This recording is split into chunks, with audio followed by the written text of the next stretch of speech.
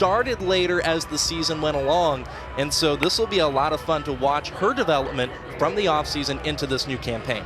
Definitely. Danielle came in late in the season and really made her impact. She's the type of pitcher who's going to overpower you with her speed. She throws upper 60s, hitting 70, and she's going to come at you with her rise ball and her drop ball. We're looking forward to also possibly seeing a changeup that she's been working on in the offseason. All right, so Watson and the Florida State defense. The Noles lost 5 starters from last season's campaign, did retain another 5. They shuffled around some starters, some different pieces to the puzzle, so to speak. And so they've got a lot of that infield remaining. We'll touch on who's where in just a matter of moments. But it's Philip Friels at home calling the balls and strikes. Craig Hyde at first, Jim Cooper at third. Those are our umpires this afternoon, and what a pleasure it is to be underway again at Joanne Graff Field. 1-0 the count to the leadoff hitter, Rebecca Laudino from Mercer. Laudino, a transfer into the program, starting as the DP. Elisa Rosado, the all-SoCon talent, followed up by Williams, Hedgecock, Sumner, Potter, Prom, Harvey, and Headley.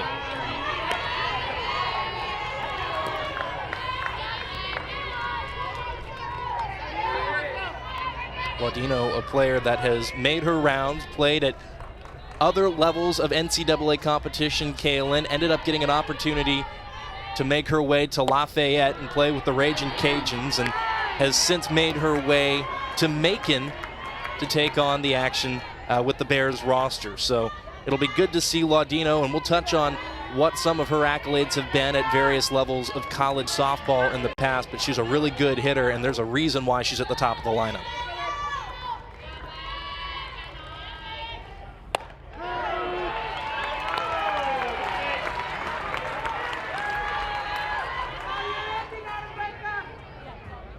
First strike for Danielle Watson.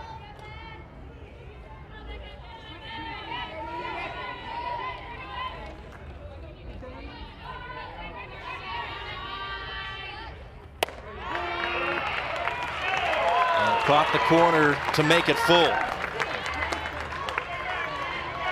You can see Danielle, the nerves kind of taking over a little bit with her starting out, getting behind the count, but it's awesome that she was able to come back, get back into it, and, you know, now hopefully she's able to finish. Started 2 games in the Champs Series for the Seminoles against the Oklahoma Sooners. Starts this game off with a walk to Rebecca Laudino. This is the first game, obviously, for Florida State. The second game for Mercer, who just, ironically enough, Kaylin, finished competing about 30 minutes ago, a tough loss to Loyola Chicago. Yeah, it's always tough, especially when one of your first games of the season goes into extra innings. You're super tired, but you've got to be able to turn around and just go right back into playing. And so Elisa Rosado shows bunt, tried to lay it down, knocked it backwards into the netting. It goes 0-1 to the left fielder.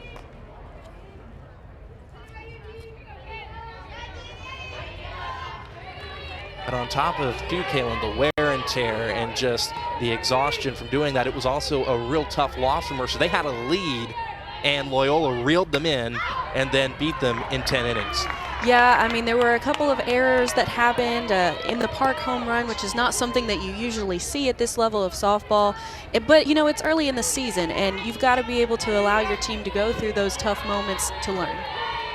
New head coach for the Bears is Lindsay Fico, a proud Florida Gator, went to school there from 03 to 06, was a starter on their softball team over those years. Said, Kaylin, she's excited to be back here at Joanne Graff Field. She's excited to have a D1 coaching opportunity. And she said as she reflects on her time and the matchup she's been in here, she said she's had some great days here in Tallahassee.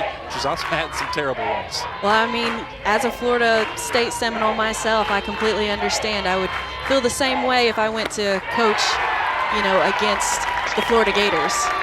Absolutely, and a good response here, Kaylin, from Danielle Watson. The early walk and then a strikeout to a really dangerous hitter in Rosado. And you can see right here as she goes in with that rise ball like we had previously talked about, up in the zone, going at it with her speed, and she gets her swinging and missing. All right, and that'll bring up Diamond Williams. Williams spent a lot of time last year as the DP for the Bears and has checked in here this opening weekend of the season as the first baseman for Mercer. Williams has already played, as have the Bears, in a couple of contests to this point, batting .600 through the first couple of games. Last year hit .265 as well. Diamond, a junior from Grovetown, Georgia. A lot of players from around the state of Georgia on this Mercer roster. Quickly 0-2 to Williams.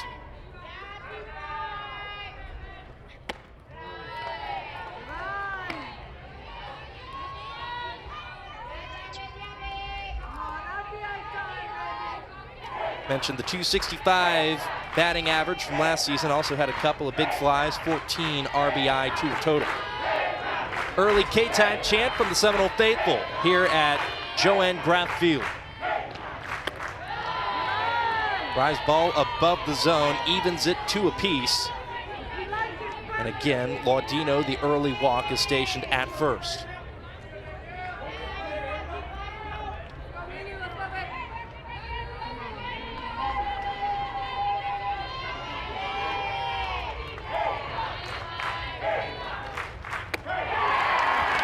Another rise ball and strike 3 called.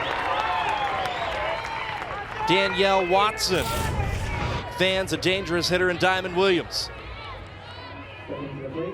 She has such tight spin on her rise ball, and she saw early in the count that Diamond was willing to chase after that pitch, and then she goes right back to it. That'll bring up Tori Hedgecock, the freshman playing at third. Tori making her first start of her D1 career, played in each of Mercer's previous 2 contests to this point.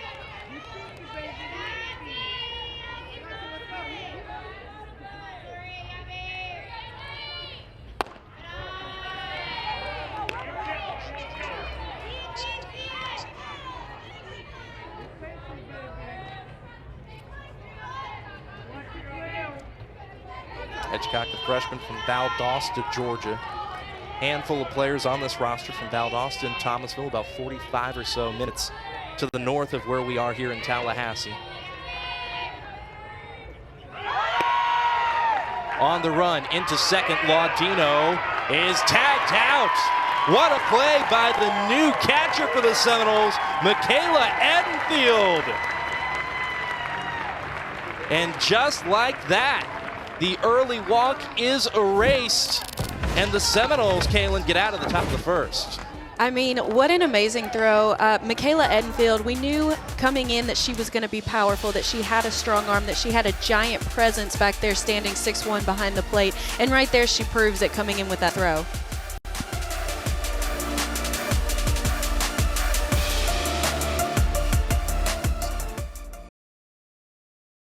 Welcome back to Joanne Graff Field in the Seminole Softball Complex, where Florida State's head coach Lonnie Alameda is visiting with the new Florida State president Richard McCullough here in the home dugout.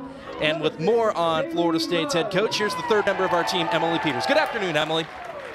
Good afternoon, Sean, and happy opening day. And I spoke with Coach Alameda at the beginning of this week, and she told me, you know what, wins are not the end-all, be-all right now. She said 3 things that she is looking for from her team is that they just play free, you know, for those freshmen especially, settling into game mode and just managing those nerves. And second, she wants to see those bats swing aggressively and start getting some hits.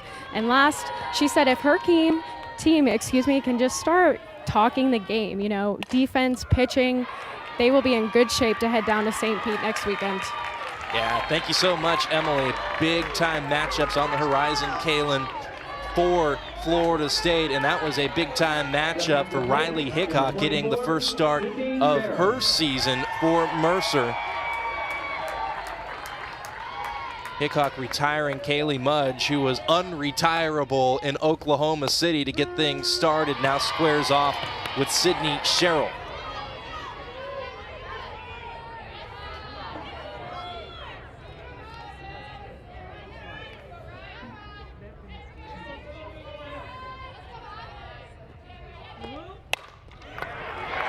And there's Sid Sherrill with the first base hit of the game through the right side, doing what Sid does, making contact and making it count. honestly, it just feels right to have Sydney Sherrill, a senior now this year, get the first hit of opening day. And so from Sydney Sherrill, who has been here for what feels like quite a long time. You know, that senior, it sounds like 3-4 years, but sometimes that 3-4 years feels like it's been longer. And there's a lot of folks here that wish that run could be forever. To a newcomer in Mac Leonard. Kaylin, this is a player that Coach Alameda has told us a lot about and she's really excited about. Definitely. Coach has told us about Mac, you know, being a multiple facet player. She can swing it, she can pitch. We'll see her at first base. I'm really excited to see how she progresses this season. I think we were talking about this earlier, Kaylin.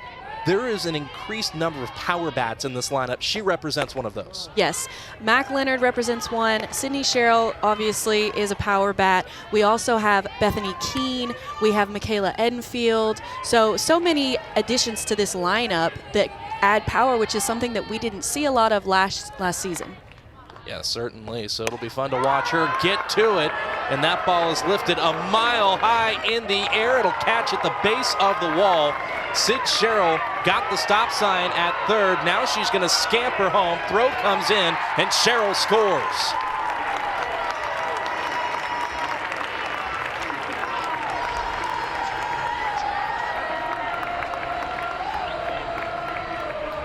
What a start for the Seminoles on offense, Kaylin. It's amazing. I'm so excited for the team. It's always so fun to score that first run of the first game. And it's awesome that it was from the transfer, you know, because as a transfer, I understand how hard it is to try and fit in immediately and to be able to come in and make that impact. And Leonard making her way over to third allows Florida State plenty of opportunities to tack on a second run early here. And this is a great candidate to get the job done for them in Kaylee Harding. Swung through the off speed there. It goes 0-2. Harding getting the nod in right field for Florida State once again. And what a year she had a season ago, batting .278, 49 hits, one of the hit leaders in the club.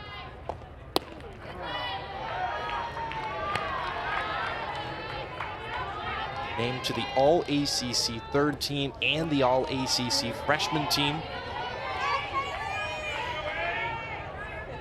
One of a multitude of options for Coach Alameda in the outfield. Comes up empty on another changeup, and that's a big strikeout for Riley Hickok. Up next, number 51, Michaela Edenfield. So, Kaylin, you mentioned the influx of power bats, and you mentioned Edenfield being one of those. Michaela Edenfield, like I said earlier, talking about her presence behind the plate, she has that same presence in the batter's box. Coming in, she's very tall, she's very strong, and she takes big hacks. Florida State already on the board first.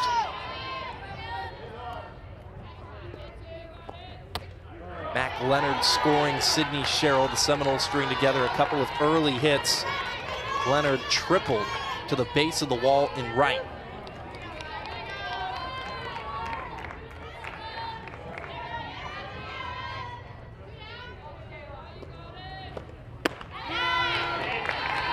Good pitch there from Hickok.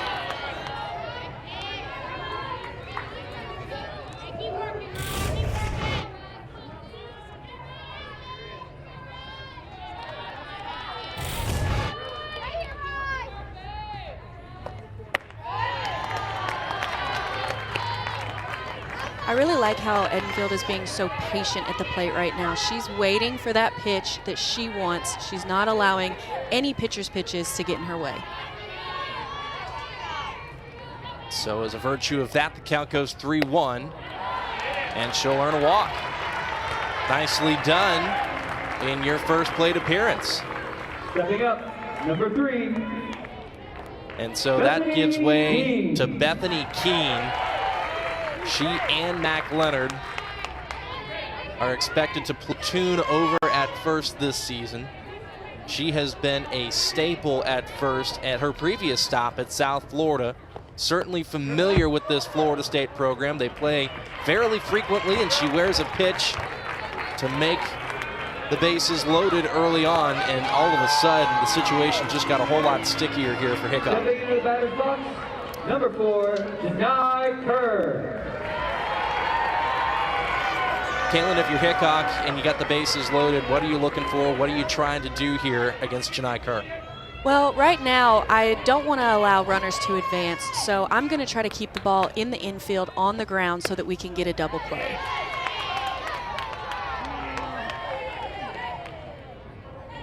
.1-0 count to Kerr. Good to see Kerr back. She got off to a hot start in her Florida State career a season ago, but then had an ACL injury that put an abrupt end to it. So she's back, and they'll count on her to patrol center field after Danny Morgan departed following this last season.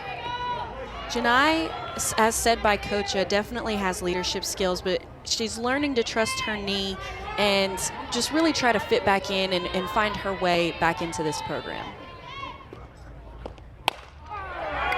Bouncer up the middle. Play to first. Got there in time. That will retire the side. The ground ball that you ordered, Kaylin, did come through for Hickok, and she is able to limit the damage. The Seminoles, however, lead 1-0 through 1.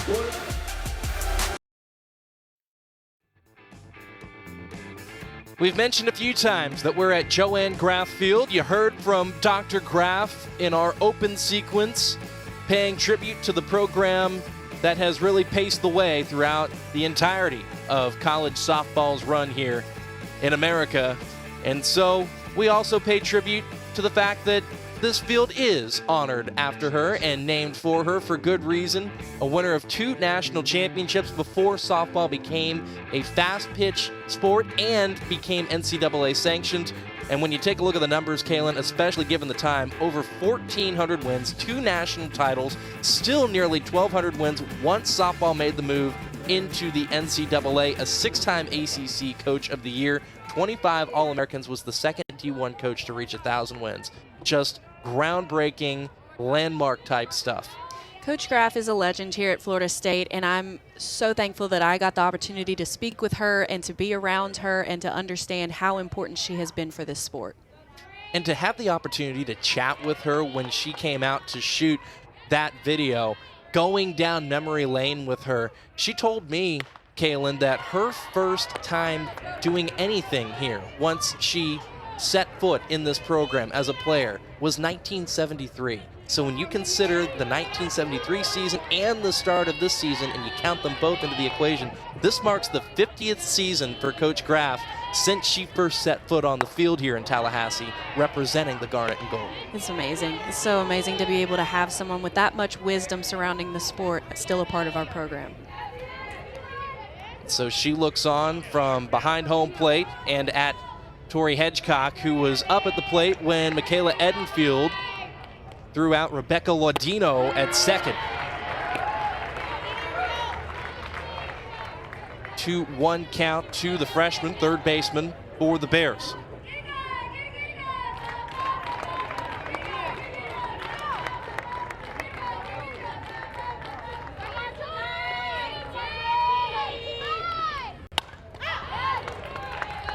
Pop-up makes it 2-2, and so Kaylin, just like in the first inning, fell behind a little bit, now crawling and climbing her way back.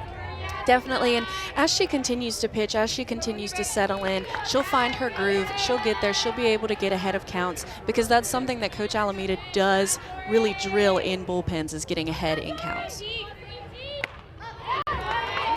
Hedgecock just caught a piece of it and fouled it back, so the foul tip extends this plate appearance. A lot of new faces on that Mercer roster after the coaching change, getting initiated here in Tallahassee this weekend. There you see them looking on from the visitors' dugout. Florida State out ahead 1-0. Danielle Watson trying to come away with another strikeout. Instead, she'll throw one more pitch to the freshman Tori Hedgecock.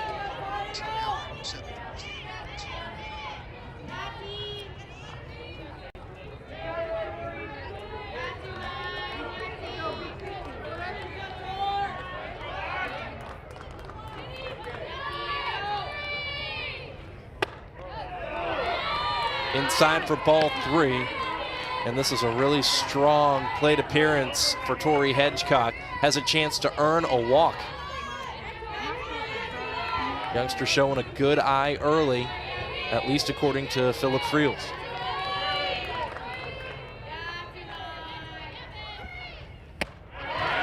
But down she goes.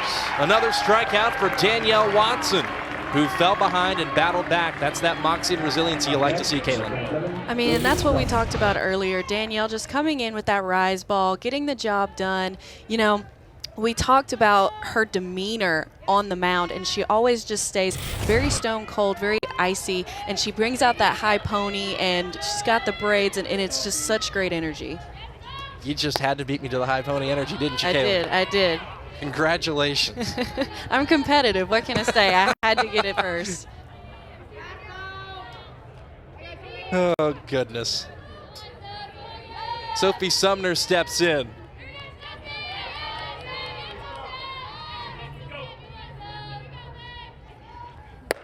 I'm still trying to figure out how to fit today's Wordle into the equation. It doesn't really fit softball.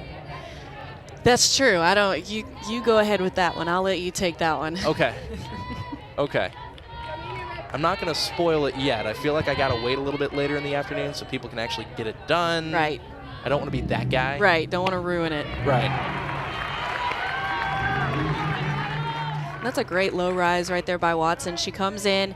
I'm just getting it right there, just high enough to get underneath bat movement, not allowing, you know, the tip of the bat to create any kind of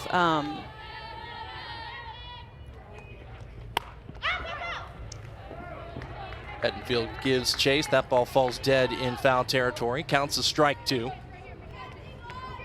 You just don't want to give up any kind of traction or anything like that, right? Right. Sumner, as I mentioned, a few players from the Valdosta, Thomasville area. She is one of those, one of a few different players who can platoon at catcher for the Bears. There are 3 that have seen reps as recently as last season. Pretty good pitch there from Danielle Watson. She doesn't get the call, however, and it goes full. That was a great down ball by Danielle. Behind the plate, that umpire, he tends to usually like the ball a little bit higher up in the zone. Knowing him, he's been an umpire for me several times.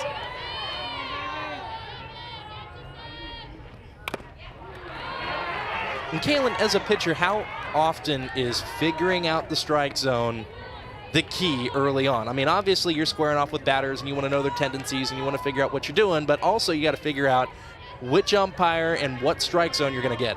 It's difficult. As a pitcher, you come in with a plan. You come in knowing what you want to throw to certain batters. You've drilled it all week in the bullpens. But then you also have to come out and you have to try and understand the umpire's strike zone. He may like the ball lower. He may like the ball higher. He may, you know, like a dime-sized amount on the plate. So it's something that you definitely have to try to learn early and adjust to quickly. And so it will be Danielle Watson trying to make those adjustments. Full count here. Trying to punch out Sophie Sumner. Rise ball too high, and Sumner earns a walk. So that's a walk per inning issued by Danielle Watson. Up next, number 22, Annie Potter. It'll bring up Annie Potter.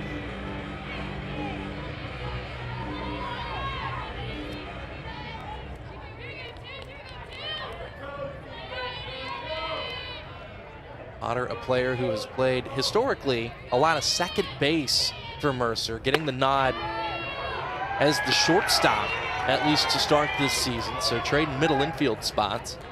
And the sophomore from Largo, Florida, take her chances against Watson. A season ago, Potter hit .274. 9 walks to go along with 19 strikeouts.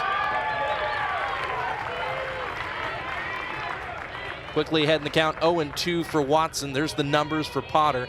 Arnold, Kaylin, sorry, I was thinking about you as if I was calling you pitching. That's okay. Kaylin, you know Danielle from playing with her. If you're Danielle, what pitch do you go to here? Well, I would go with what's working for me. So right there, she tried to go back into the same pitch. She missed it a little bit, but she's been throwing that low rise with a little bit of screw spin in on her, and she hasn't wanted any part of it. So if I was Danielle, I would go back with what she doesn't want. Sean Davison, Kaylin Arnold, Emily Peters, our entire crew. So happy to be with you on opening day of softball season. Had some games yesterday, in fact, Kaylin, and now a lot of the rest of the country is getting after it here today. And so a lot of heavy hitters. There's a lot of marquee matchups. I know you want to talk about some of those later on as we get through the afternoon. We got a couple of games here today. The Seminoles taking on Mercer, and then this evening, Kennesaw State. And a chance for Florida State to turn two here, and they do!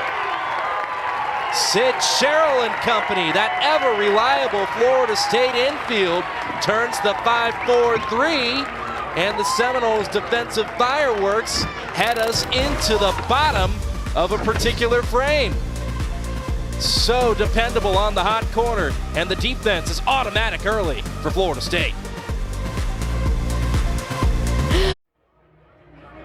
Welcome back to Tallahassee, Florida on the ACC Network Extra. The 6th-ranked Seminoles, the reigning national runners-up, opening their 2022 campaign against the Mercer Bears here at the Seminole Softball Complex. Dr. Joanne Graff Field. Sean Davison, Kaylin Arnold, Emily Peters, our entire crew. So glad to be here with all of you. Mercer making... I'll tell you, it's been a long day for them already. They've played a 10-inning game against Loyola today, and now that first inning, credit to Hickok for getting out of trouble with the bases loaded, but it's been an inauspicious start to be sure. It definitely has. Mercer has played a lot of softball so far today, and they've done a great job of coming out and still bringing the energy, not getting too low, not looking super tired or aggressive. They're really doing a good job. And so it'll be Hickok squaring off with Devin Flaherty, 2021 All-ACC first team. And Kaylin, we were talking earlier, a lot of attention and a lot of different teams and a lot of different places around the country goes to the big bats, the big fireworks, right? Or the incumbent leaders that a lot of people have recognized for years and years and years, that being, of course, Sid Sherrill. But silently, Devin Flaherty led the team in hits last season. Mm-hmm. I didn't even know that until you told me that stat earlier today, but it doesn't surprise me because Devin is consistent. Devin's always been consistent, and she's continued to grow. She's studied a lot on her position, a lot hitting. She's talked with previous Florida State alumni about bettering her swing. Yeah, she absolutely has. She spent a lot of time with Alex Powers and Jesse Warren, two really good ones to hone your swing in with. And we'll touch more on that in a second as she records a base hit through the right side, just like Sid Sherrill did an inning ago. And Florida State has their leadoff aboard here in the second.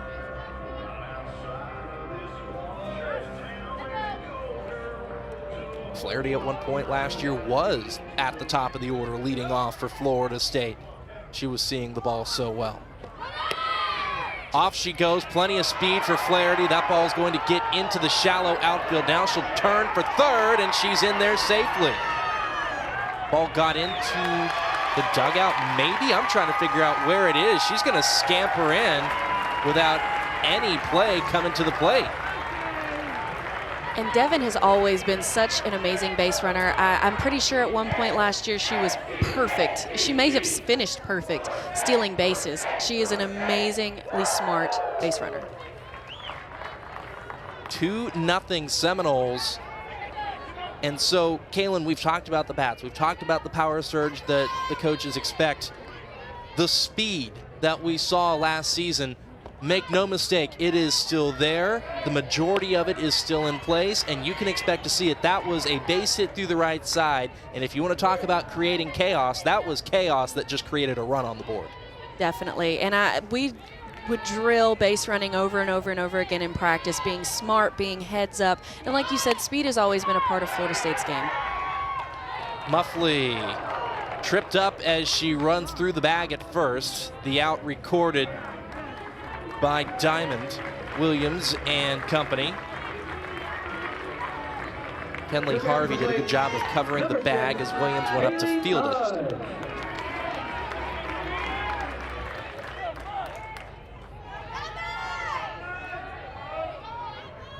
So with one out now on the board, the order turns over to Kaylee Mudge.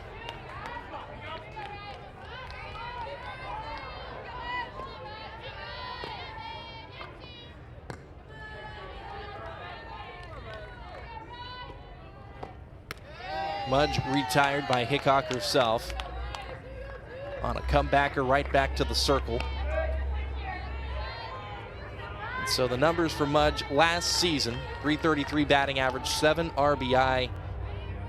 And Kaylin, a lot of folks have talked about the run that was and how she was a fixture out in Oklahoma City. She just wailed that one over the wall. My goodness. She didn't do that in OKC. What a start to the season for Kaylee Mudge. How exciting. Mudge has always been known, like you were about to say, as that contact player, someone who had hit after hit after hit in the World Series, was consistent. She's not been known as a power kid, but maybe that's something she's been working on because she just took that over.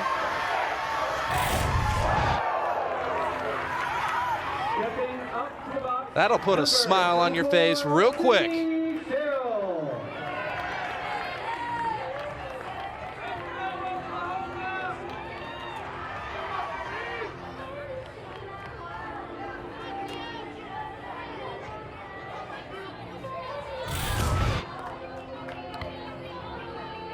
And now if you're Hickok, you get to square off with Sydney Sherrill.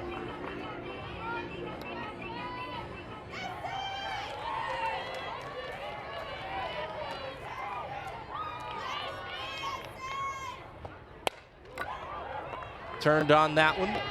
Gloved cleanly at second by Kenley Harvey. Now batting, number 13, Matt Leonard. And here's Mac Leonard. Already now 2 extra base hits for Florida State. The triple by Leonard in the first. That would drive in Sid Sherrill, and now the home run by Kaylee Mudge.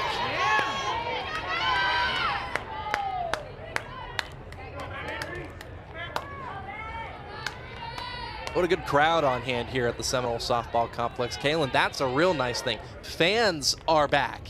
Fans are back, and like we were talking about before the game, what an awesome turnout for a 3 p.m. game. You know, not many people show up to the 3 p.m. game on a Friday, but the Seminole fans have showed up and they've showed out.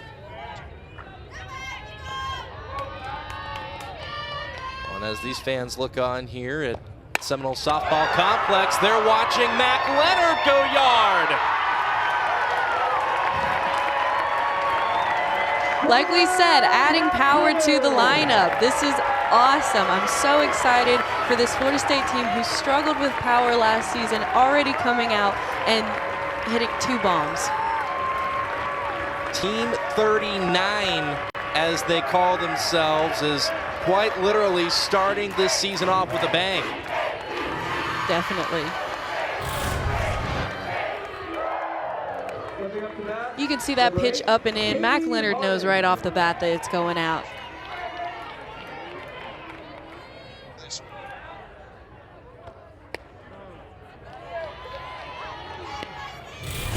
What an impressive swing by Mac Leonard.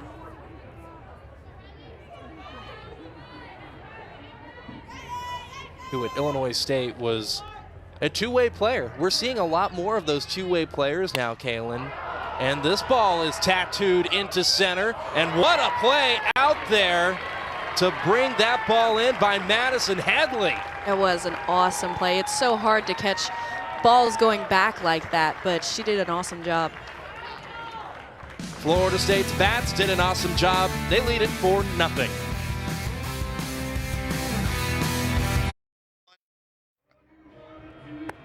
What a start for the Seminoles. Up 4-0 over Mercer through the first 2 innings, courtesy of a triple, a couple of singles, and a couple of big flies. And just to go back to Emily's point, Kaylin, she said that Coach Alameda communicated to her that she wanted to see her team play freer and to really be aggressive, and we've seen both of those things here. We have, they look like they're having so much fun out there, just loving that it's game day, and they're hitting so well right now. I'm really excited. When we met with Coach Alameda a few days ago, she said, I feel like a kid on Christmas Eve. She did. And it's a feeling that everybody in this facility and on our crew has shared in, because it's just great to have this program back that really has endeared itself to just about everybody around the country. Coach also talked about how exciting it is to not know what's going to happen. True. She talked about just, you know what to expect when you have, last year 5 returning seniors. But this year, they've added a lot of new people to the lineup, and it's exciting, not to know what's going on. And Kaylin, just to piggyback off of that, and now that we've started to figure out, okay, the power is for real, and these new pieces, it looks like they're settling in pretty darn good. And it is already just only 4 innings into the season that we're coming away with some of these early impressions. If you're Danielle Watson and you're assessing what you've got around you and the plays that your defense has made in consecutive innings to get you out of innings, the pickoff by Edenfield, the 5-4-3 to get out of the second, then you see the power surge. It's got to be real freeing as a pitcher. It's so exciting. Definitely, you want to go out and you want to have your team back you up with runs. That's what gives you the most confidence out there as a pitcher, to know I don't have any pressure right now. We're up 4-0. I've seen my defense make some great plays, and I feel confident that we're going to score even more this game. And as you also pointed out, she's bringing the high pony. The high pony energy.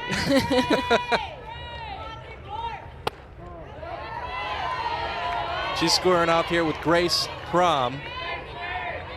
Prom from the Orlando area, went to school at Santa Fe College in the Gainesville area, and so followed her head coach there, Lindsay Fico, over to Mercer.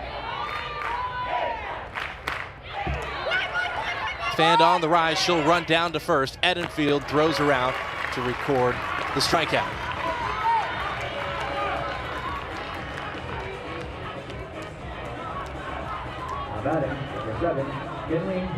And just speaking also, Kayla, about the adjustments that Danielle Watson is making and feeling out here, Anna Shellnut is not the size of Michaela Edenfield, to put it lightly. So you've got a different presence behind the plate, which also impacts the angles and everything you're trying to throw. It does.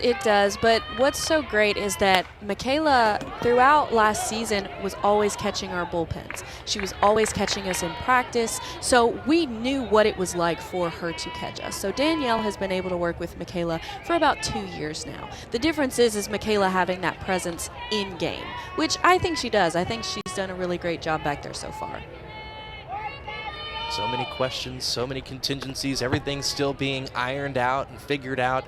And it might not fully be figured out for some time yet, but it's already an exciting start for the Seminoles and a nice cushion for Danielle Watson to free her up and let her do what she does. Now working in the 3rd inning, an out recorded, a 1-1 count here. Henley Harvey. And so I mentioned earlier how Annie Potter made the move from second base to short. Harvey made the move from short to second. So the Bears swapping their middle infielders for each other. And it's Harvey stepping in here. Harvey, a senior from Thomasville. Saw some time also last season as the DP for the Bears.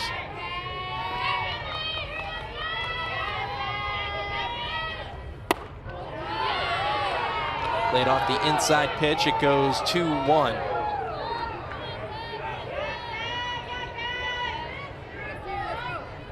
Last season, a 132 batting average, 5 hits, 6 RBI, 7 walks to 16 strikeouts for Harvey. That rise ball is so effective. It's just so hard to lay off of. Knowing me being a rise ball pitcher, you're going to see a lot more strikeouts from Danielle than you are, say, someone like Kath Sandercock, who is a contact pitcher with that down ball. So she's going to keep going up in the zone with that rise ball and getting those swings and misses. It's a rise ball that Coach Alameda has gone so far as to describe as elite. Yes, it is. It is. Danielle's rise ball. Well, when you combine, speed and spin, that's really hard to hit. Yeah, it sure is. It sure is, and as it is right now, Kenley Harvey is having a hard time figuring out that combination. It's 2-2 to her. A big swing and miss on that latest Watson rise ball. And down she goes, another strikeout for Danielle Watson.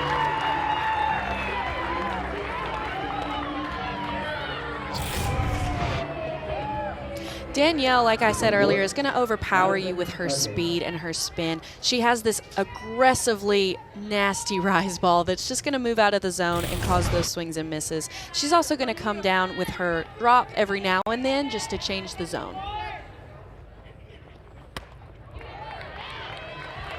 And back to work above the zone. It's 0-1. This now the bottom of the order. Madison Headley, a junior from Melbourne, Florida.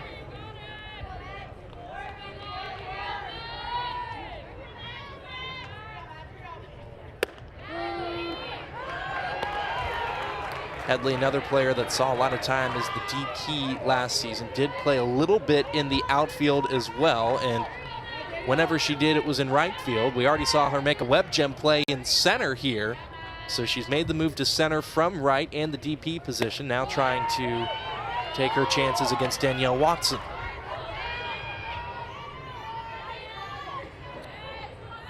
She strikes out.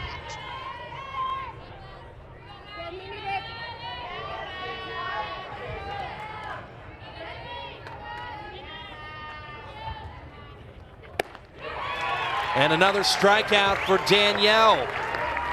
This time took some off to record strike 3, Kaylin. Danielle, like you said, took a little bit of speed off, but not any spin. This thing, it breaks, it moves, and it gets right over the top of the bat.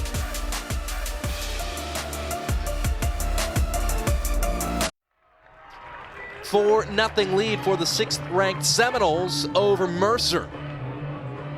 A great start to the season for Florida State. And a catcher who has already made one heck of a play, Michaela Edenfield, picking off Rebecca Laudino at second to get the Seminoles out of the top of the first. Now steps up to the plate for the second time.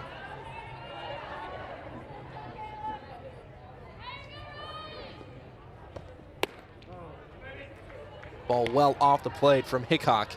It's 1-0 to the catcher, Edenfield.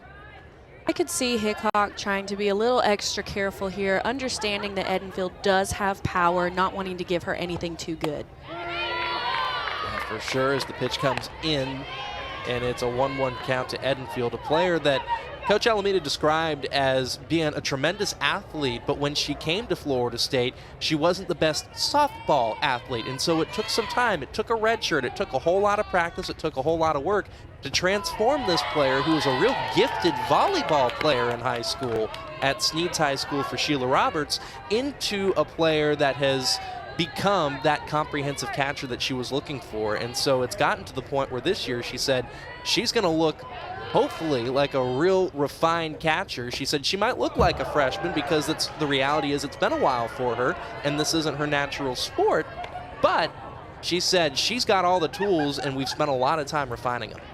Something that's been so great, too, for players is the Florida Gulf Coast League, which Edenfield did play in this summer. So she did get some game time experience after taking that red shirt. You're getting to learn mentally, learn physically, and then she was able to apply it this summer. And Edenfield earns a walk to get this inning started. Second straight inning that Florida State has gotten their leadoff batter aboard, and that always bodes well. I love that Edenfield has also been walked twice. They're being, like I said, super careful with her. They don't want to give her anything too good because they respect her power. So Edenfield will check out for a pinch runner, and that is Amaya Ross, another youngster here in Tallahassee who checks in for the first time. Amaya Ross is a special player to this program because of her speed. Coach Alameda has talked to us and said that Amaya may possibly be the fastest kid they've ever had at Florida State. And that's saying a lot with, you know, Callie and Deja Bush both being a part of this program and having such incredible speed. So as she gets stationed over at first, it'll be Bethany Keene, known as BK, stepping into the plate, and Ross, as you mentioned, Kaylin, putting the speed on full display and swooping into second for an early steal in her Seminole career. It doesn't surprise me. She's just a natural athlete. Looking at her, you can tell. She gets a really great jump on the ball. Look at how quickly her feet move, and she's there, no doubt.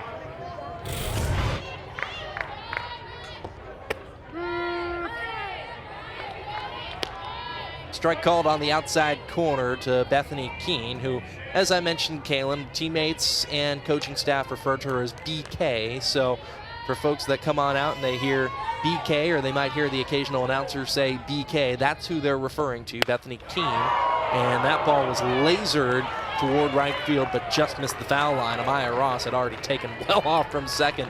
She was going to score on that one if it was fair. And what the coaches of this Florida State staff have hoped for from BK is to take the place of Elizabeth Mason. And that's not an easy shoe to fill, Elizabeth being such an impact at first base with such a big bat. So they're hoping that BK will rise to the occasion this season and take over that spot. A player who in her last 3 seasons at South Florida had hit above 280 every single year. Ross now taken off the third and underneath the tag.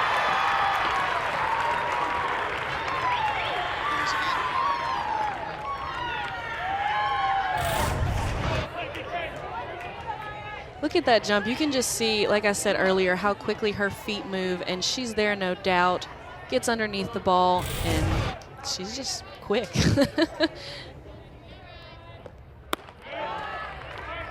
Rise ball from Hickok came in on Bethany Keene, and the count goes full. Pitch count at 47 for Riley Hickok.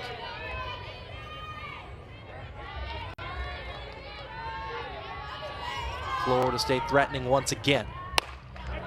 Ground ball here to the right side. That'll get through and score a run. Ross comes in easily. It is 5-0.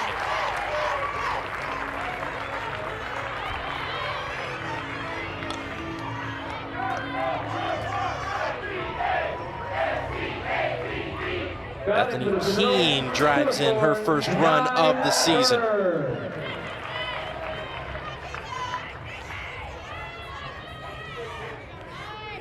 So here's Janai Kerr. And before Janai got injured last season, well, that was a wild pitch.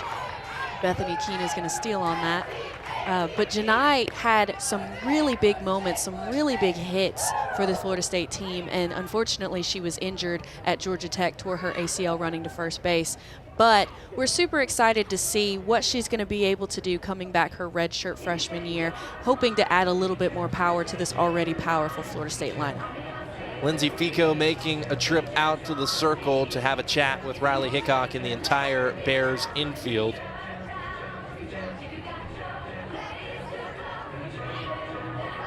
And we'll see what the outcome is on the back end of this conversation. Important to note again, this is part of a tournament, the Joanne Graff Classic here in Tallahassee. So these teams are all going to play somewhere in the neighborhood of about 4 games in the span of 2 days. Mercer having already played earlier and losing a heartbreaker to Loyola Chicago. Now taking on a Florida State team that has just been seeing dead red from the start. But that's what these teams are used to. They're used to playing multiple games in a day. They're used to playing multiple games in a weekend. It's what women do, female athletes. It's true. It's true.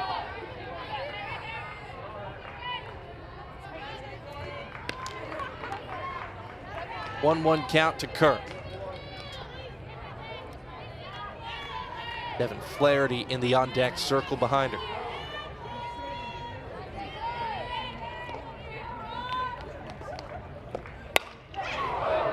And that ball was lasered again to right. We've seen a couple now just torched down the line, but foul. Right there, that showcases just a little bit of the kind of power that Janai Kerr has. Last year, limited sample size before the injury, but hit north of 300. 2 of the 4 hits left the yard. 3 RBI from those 2 home runs.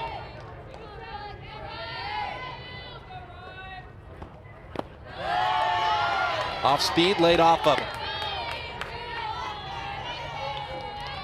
And those home runs weren't against teams that you necessarily would go, oh, okay. They were Missouri and Georgia Tech. Big, big pitchers, and she let them know. This time going opposite field into left center, and that'll get behind the left fielder, Elisa Rosado. Bethany Keene comes home to score, and Janai Kerr slides into third.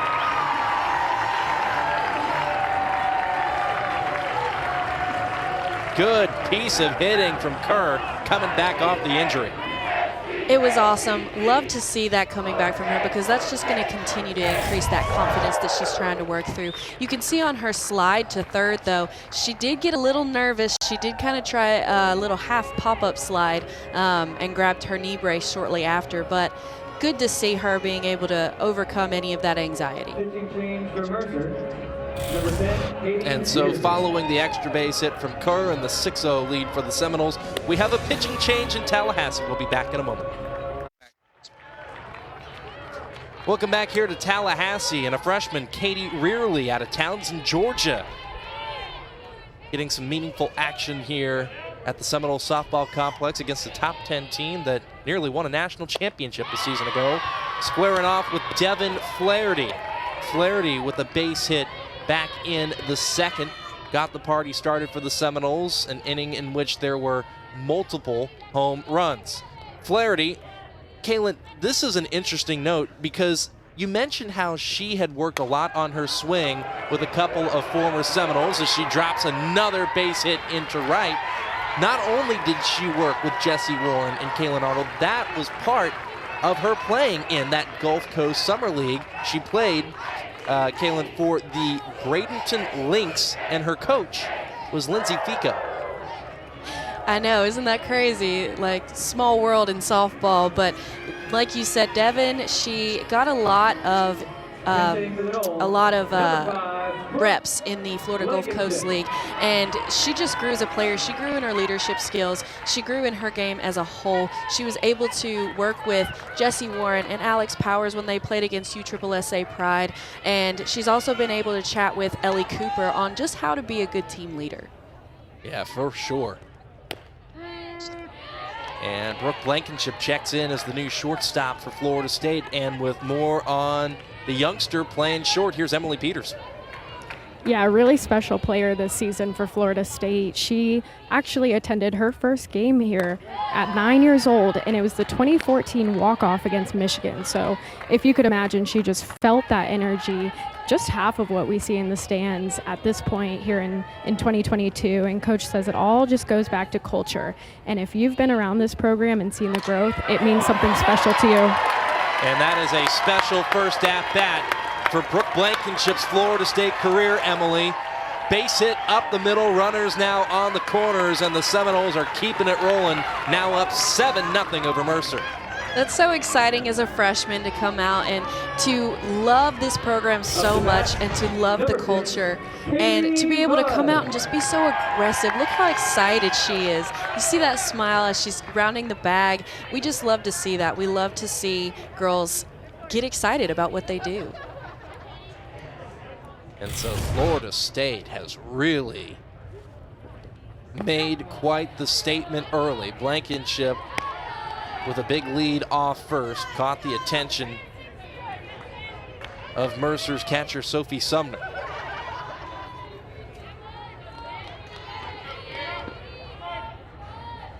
Going back to being a freshman, I just know that Rearley has got to be feeling it as well. Like you said, coming and playing and pitching against a team that was runner-up in the national championship game is not a small feat, and I know that she's got to be feeling the nerves a little bit, wanting to be successful and wanting to learn a lot as well.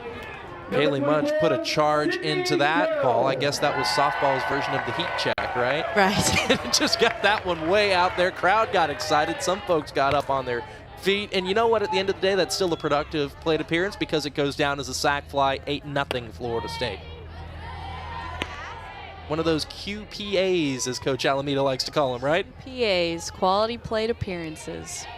Sydney Sherrill certainly has turned in quite a few of those over the course of her Florida State career. 1 for 2 today with a single and a run scored.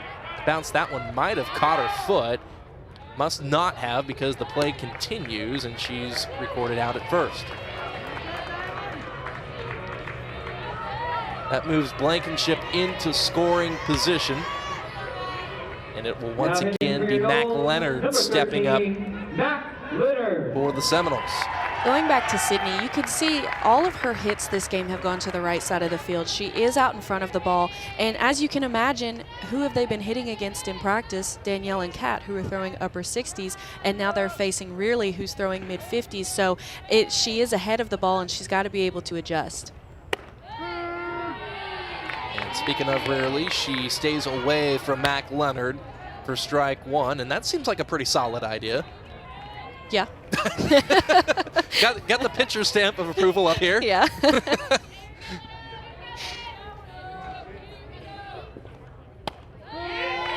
Off speed, strike two. Yeah, you definitely don't want to give Mac Leonard anything too good like we've seen what she can do so far in this game. So you're going to want to stay away. You're going to want to throw her that off speed.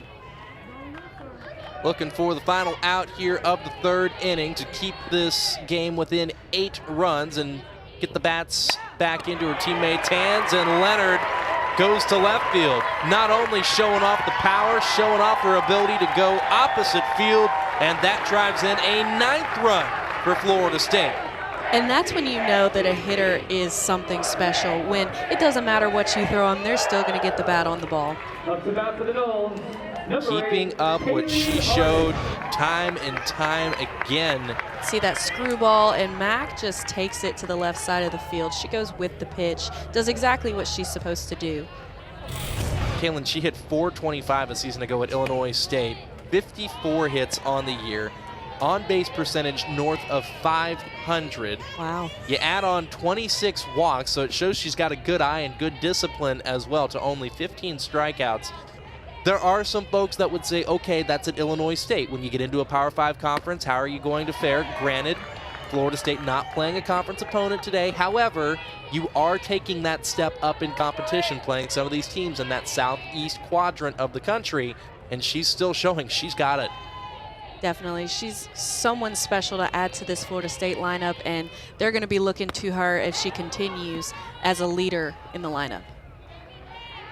And Leonard takes off as that ball gets to the backstop, so Florida State has continued to take that extra base.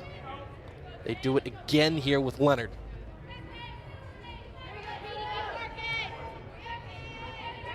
Two-one count to Kaylee Harding.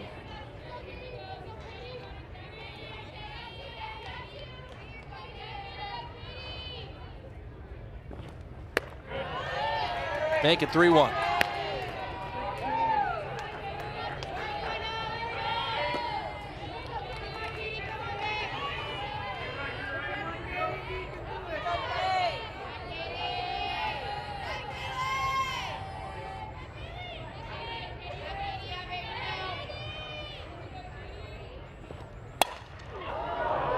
Well hit, but pulled.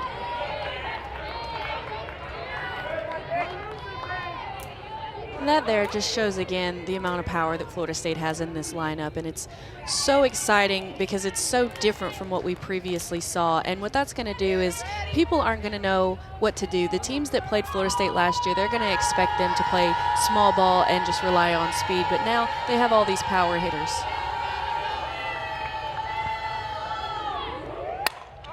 Speaking of, Kaylee Harding, forget about it.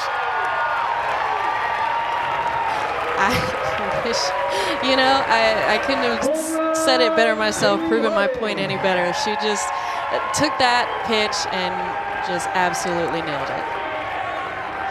Another home run for Florida State makes it 11-0. Harding responsible for the latest fireworks here at the Seminole Softball Complex. Number 51, Michaela Edenfield. I mean, that pitch is just, it's too sweet right there. You can't throw that pitch to somebody who you know has that much power. You've got to be able to locate that pitch better. You want to jam them. You want to get it away from them. You don't want to keep it sweet right there down the middle. So the Noles bats have exploded here through the first 3 innings of their 2022 campaign. 7 runs in the 3rd inning alone. as Edenfield steps back in, who has walked twice. And you can see Mercer's catcher just trying to calm really down, telling her like, hey, just calm down, take a deep breath. It's going to be okay. This is a big stage. It's a lot to take in, and you've got to be able to just take a deep breath and flush whatever just happened and move on to the next pitch.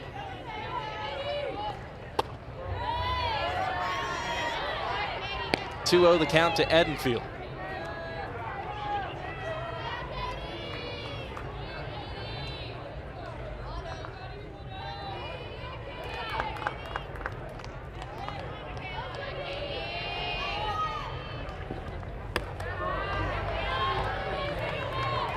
Rise ball well above the zone makes it 3-0.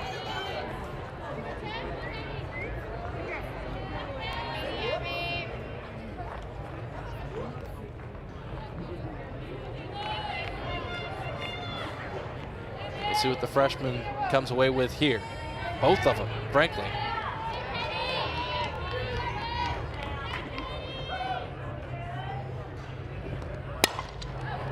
Funky hop off the ground ball. Glove cleanly at short to retire the side by Annie Potter. What an inning for Florida State. A 7th spot makes it 11-0 Noles.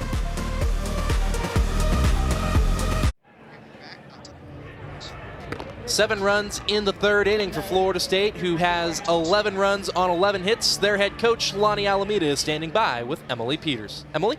Thank you, Sean. Coach, I got to ask, Kaylee hitting that first home run of the season, especially coming off last season. Yeah. What a run for her. What can you say? The whole team right now swinging it, and they're getting pretty excited for it. So, yeah, it's just nice to see swinging the bats. And that's one of the things you told me earlier this week is swing those bats. What can you say about their performance so far? Yeah, it's been awesome. I think, the dugout is so excited right now, and they're in pitch by pitch for their teammates. So that's really good to see, start game one. Absolutely. Thank you, Coach. Thank you. Emily, thank you. And that excitement, that energy, the objectives that they have been able to execute on, you can see the wide smile for Coach Alameda and a very sly grin for Danielle Watson as she looks on from behind the circle, getting ready to get back to the action as the umpires get set to get stationed as well. Yeah, I mean, as a pitcher, you can't help but be excited when your offense is doing the work that they're doing today. I mean, you want to go out there and you want to pitch for them just like they're working for you. And as a head coach, if the thought crossed her mind when Emily asked her the question about Kaylee getting a home run, the question is, which one? Which one? That's a pretty good day. Well, when she said Kaylee getting the first home run, honestly, it kind of confused me because nobody calls her Kaylee. We just call her Mudge. And really? So, okay. yeah, and so when it's so weird hearing her say Kaylee, and I was like, oh, she meant Mudge. But how about that? Both Kaylee's a home run, Mac Leonard a home run. My goodness. The power surge at the start of the year. I know, you can't get much better than that. Quality bunt and an even better throw. Sydney Sherrill doing Sydney Sherrill things. I mean, good luck. You're trying to get on any bunt towards Sydney. Yeah, that's probably not going to happen. Coach likes to call it Area 24 over there. It's where balls go to die. Two-time ACC Defensive Player of the Year. I should say 3-time, but the winner of the last 2 consecutive plus 2019 if you're keeping score. She's got a golden glove.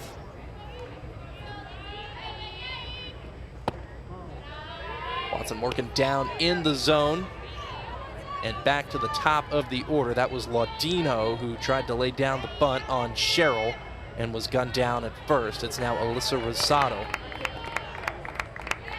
Will take her chances. Batting average last season at .281 for Rosado. .250 to start her 2022 campaign coming into this game. Mercer looking for some offense against Danielle Watson. It's been hard to find a couple of walks, but not a whole lot else. And quickly the count 1-2. It's so hard not to chase after that low rise because you see it coming in and it looks so good, and then at the last second it breaks, and then you end up getting half swings like what we just saw.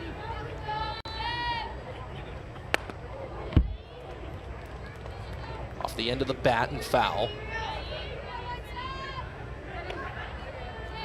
And Rosado is going to be a player that Coach Fico is going to want to build this program around. She's got her for another year or so. Always hard to keep track of, okay, they're a junior, but the COVID year, so are they going to have 2 or 1, or how's all this going to work? You know you at least have her for another year, hopefully, in Macon. She's been a quality player over her career with the Bears, has always put up good numbers for them, and so that'll be a player that certainly Coach Fico will like to see a quality at bat from here, and then we'll see what happens the rest of the season. You're right. The COVID year has definitely messed with some people when it comes to what year they are in college, but it's been so good for others because it's allowed them to play an extra year and get another year with their family and their program. Watson retires another. And Danielle, this time, she's going to come in with a little bit more of a screw on the outside corner of the plate, just catches and call strike 3. And that's something else too, is that screw spin and that rise spin, they're so similar that it's hard to tell the difference. So when you see it coming in, you don't want to swing at it because you think it's going to rise, and then it just stays. Good point there. And now Diamond Williams steps in. 1-0 the count to the first baseman. Off the glove of Sherrill, and Williams is aboard.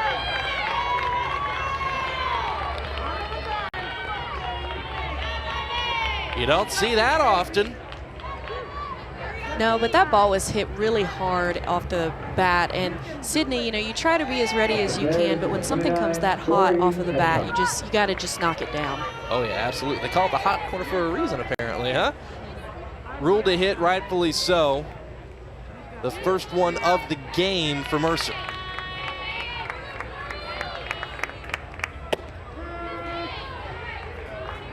Oh, we've had a catching change. Kyla Presti.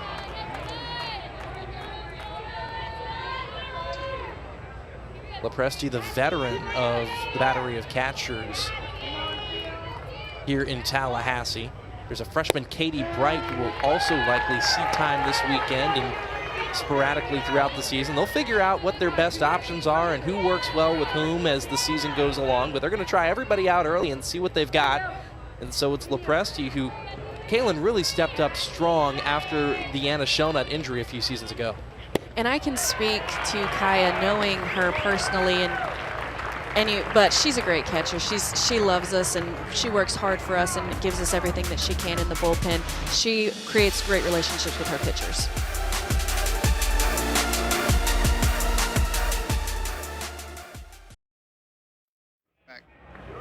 Welcome back to Tallahassee, where Kaylin, we'll take a look at your top 5 ACC returners, Kaylin's can't-miss prospects, if you will. Definitely. So Virginia Tech has the great Keely Richard returning. She was ACC pitcher of back all the way to Super Regionals. Obviously, the Florida State Seminoles has Sydney Sherrill back, ACC Defensive Player of the Year. She's going to be a big senior leader for this team. Clemson, Valerie Cagle, ACC Player of the Year and Freshman of the Year, which I think that was the first time in that program's history that anyone has ever done that. She not only pitches, she hits, and she hits bombs.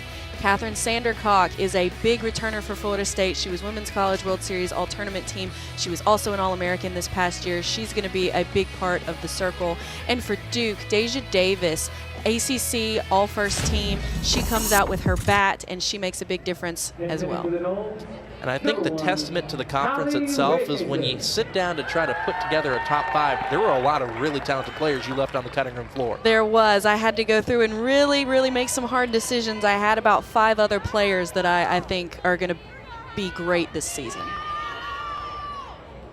And another fresh face in for the Seminoles, and another one coming off of injury here, Kaylin. Yes, Hallie Waycaser. So at the very beginning of the season, I mean, I think it was the first week of practice, she tore her ACL doing outfield drills and unfortunately was not able to play last year. She is another player that is going to do some big things, I think. 1-0 the count to Waycaser. Make it 1-1. Waycaser, a freshman out of Centerton, Arkansas, majoring in exercise science here at Florida State.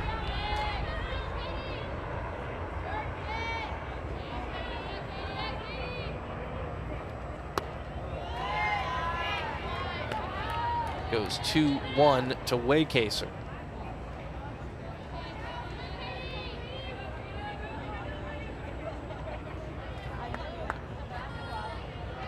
She's somebody too, like, she got the experience that Michaela Edenfield got as well, being able to be around the program, learned the ropes. She was able to experience what it was like to go to a World Series, and then able to come back, now able to play, and having all of that previous experience is just something that's going to help her, hopefully confidence-wise and softball smarts-wise. I thought it was interesting too, Kaylin, how we talked about about experience with Coach Alameda, and she said, you know, there are some players that did go to Oklahoma City and know what it's like to play in that arena and know what it's like to play the kind of softball you need to play to get to that arena. She said, but there's also a lot of players that, sure, they've got the experience of going there, but we're going to figure out during the season if they've got what it takes to make it there. Definitely. She said, you know, playing is different than going. And it is 100%. That playing experience is something that you cannot replicate. But like you said, they know what it takes to get there. Are they going to be able to do it? Well, we'll find out. This is just the first step of arguably a million-mile journey from here all the way to Oklahoma City, and that ball is hit well into center, and that's another heck of a play by Madison Headley. Yeah, that ball was tattooed by Waycaser, and center field just got there in time and made a fantastic catch. Number 4, Janai Kerr. We'll take another look here. And Headley, the new center fielder for the Bears, after spending time in right field last year, covering a lot of ground and doing it well, Kayla. She did. And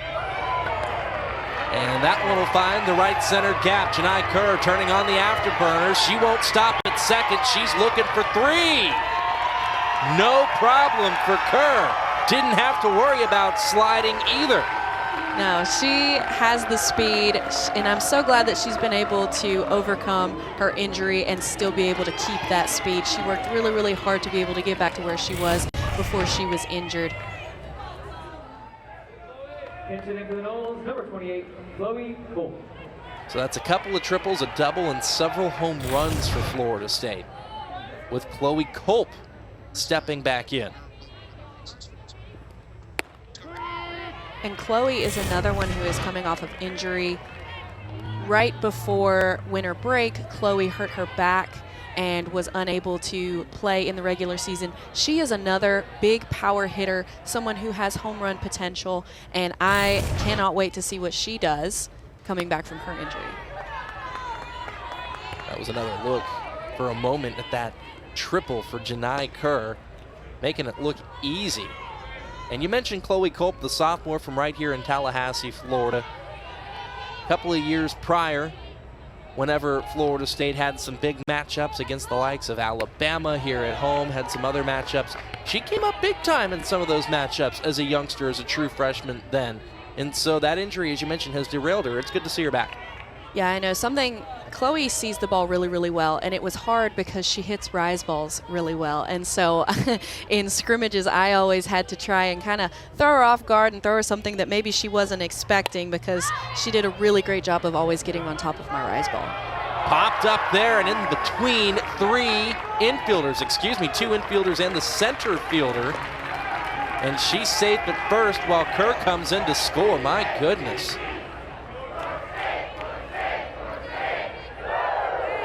Communication, always one of those things that you have to iron out early, Kaylin. It just wasn't in sync here for Mercer. You can see definitely early season mistakes, things like you said, communication. It's something that they'll be able to go back and watch and see, oh man, I should have had that ball next time I've got you. So after the pop-up drops in for a single for Culp, now here's Blankenship.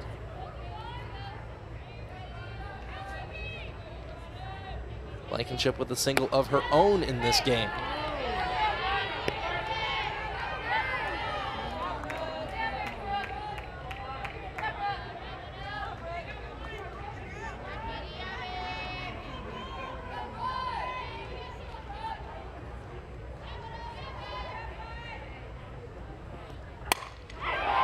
Well hit to left, but caught out there by the left fielder for the Bears, Alyssa Rosado.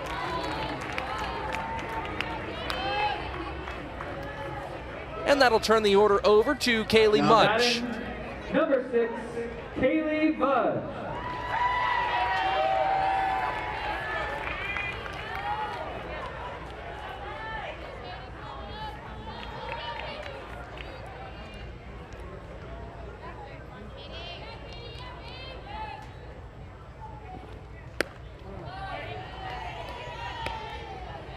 No call on the rise. It goes 1-0 to Mudge. Pitch count now at 40. For Rearley, who came in relief.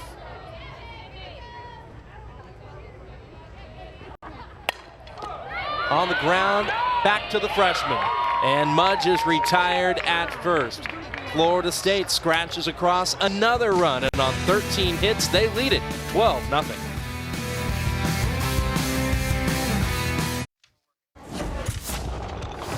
If you're just joining us here in Tallahassee, we'll recap the fireworks. They all belong to Florida State. Kaylee Mudge, Kaylin Arnold, with a home run. I know, Mudge came out guns a-blazing. It's not something that you've seen in the past from Kaylee Mudge. Mac Leonard has shown plenty of power in her career at Illinois State and has already put it on full display here as well. The Noles would score 3 in the second. Then in the third, everybody really seemingly got involved. Kaylin, 7 runs in total for the Seminoles. Definitely a team effort. Creating relationships is what's going to allow this team to be successful. Just passing the bat, keeping the bat hot. And it doesn't matter if it's a veteran or a freshman. Blankenship with her first career hit, and Harding with yet another bomb for the exclamation point. The dugout loves it, the coaches love it, the fans love it, and the Seminoles have made quite the statement in their return to softball. Now it's Emma Wilson who gets the call to close things out here in the circle for the Seminoles, the junior from Dallas, Georgia. And Emma Wilson is going to be freshman-minded because she didn't get a lot of experience in the circle last year. She did, however, come into the World Series and pitch against Jocelyn Allo, which, whoa, what a huge stage. Did not have very much experience. No big deal, right? Yeah, against only the greatest hitter in the country. But Emma is going to come at you with a really good drop and a really good curve. She's not going to overpower you with speed, but she is going to get you with her spin. So she is set to get things going once again here, top of the 5th. Mercer needs 4 runs to keep this game going. Run rule in effect, 8 or greater, and the game ends at the end of the 5th, the 6th, or the 7th.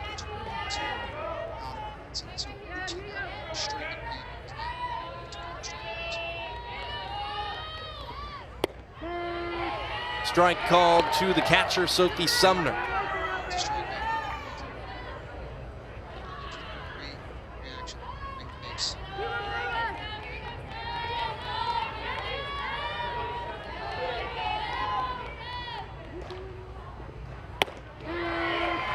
Another good pitch from Emma Wilson makes it 1-2.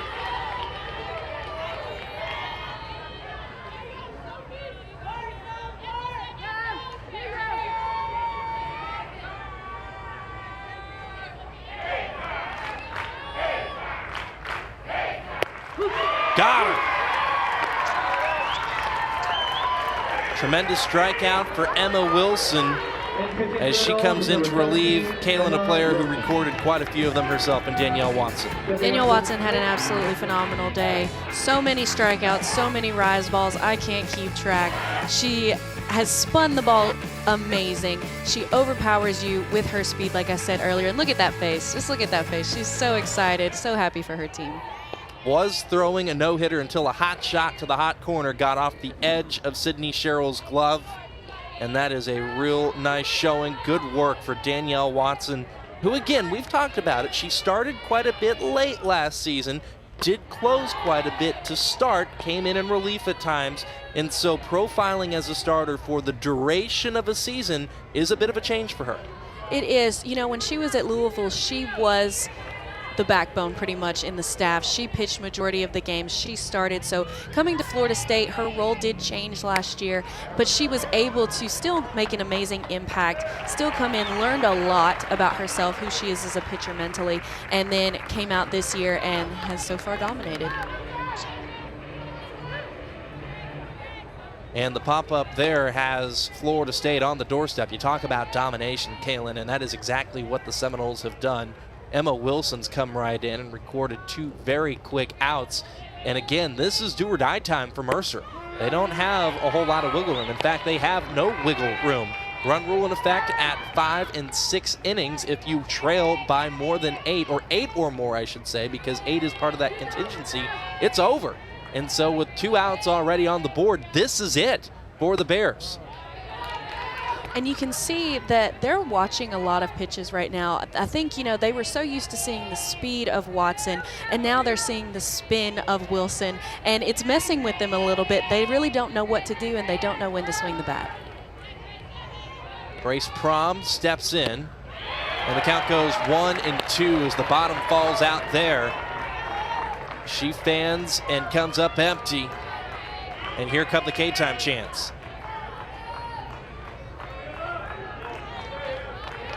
I thought I heard somebody trying to get the K-time chants going here. It's kind of their staple, and whether or not you got them, that's a ball game. A 12-0 win for Florida State to start the season. Kaylin, is exactly what the doctor ordered. It is. I'm so proud of the Seminoles. They came out and did exactly what their coaches were hoping for them to do. 13 hits, 12 runs, only gave up 1 hit, and you can't blame Sydney Sherrill for not being able to hang on to that one. That was a cap tipper to Diamond Williams, the first baseman for the Bears out of Grovetown, Georgia, who just rocketed one down that third base line. But a good crowd on hand is certainly pleased and excited at what they just saw. And then the best part of it for them is they get to see a little bit more whenever Florida State takes on Kennesaw State here in a little bit. They do. So hopefully they can go back and regroup, and their head coach can come up with a plan to come back better tomorrow. It will be a regional rematch between the Owls